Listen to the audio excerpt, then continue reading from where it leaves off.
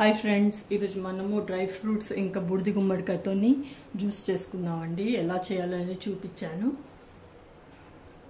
ఇవి వాల్నట్ అండి, sunflower seeds, pumpkin seeds, ఇది వాటర్ మెలన్ సీడ్స్ అండి, రెండు బాదాము, అలాగే డేట్, ఒక డేట్, ఇంకా ఆప్రికాట్, ఇది అలాగే కొద్దిగా అల్లం తీసుకున్నాను, ఒక్క నిమ్మకాయ అండి, ఒక్క నిమ్మకాయ తీసుకున్నాను, కరేపాకు.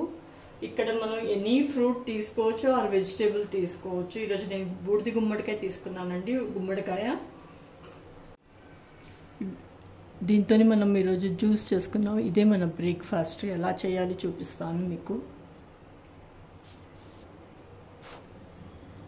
ఇవన్నీ గ్రైండ్ చేసుకుందామండి, మిక్సీలో వేసుకుందాము. ఆల్రెడీ ఇవన్నీ నేను సోక్ చేసేసి డ్రై ఫ్రూట్స్ అన్నీ సోక్ చేసి పెట్టుకున్నాను. సోక్ చేసిన తర్వాత ఇలా ఉంది.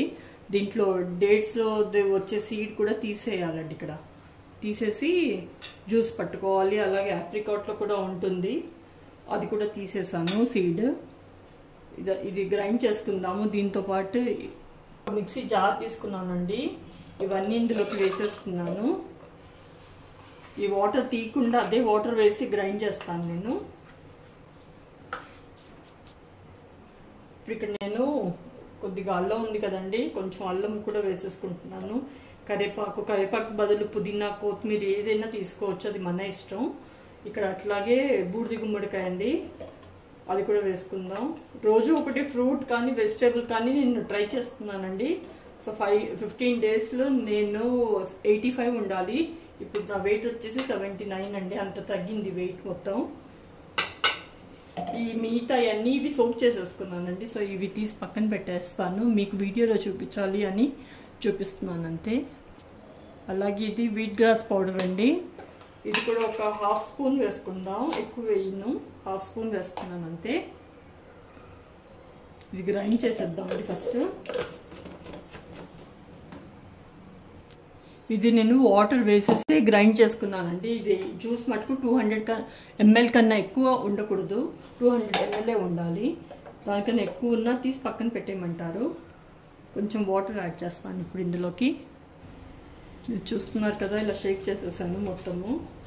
అందులోకి వేసుకుందాం అంతే. దానికన్నా ఎక్కువ ఉంటే తాగకూడదు అంటారు. ఇప్పుడు నేను ఇక్కడ ఒక 1/2 లెమన్ పిండుతున్నానండి.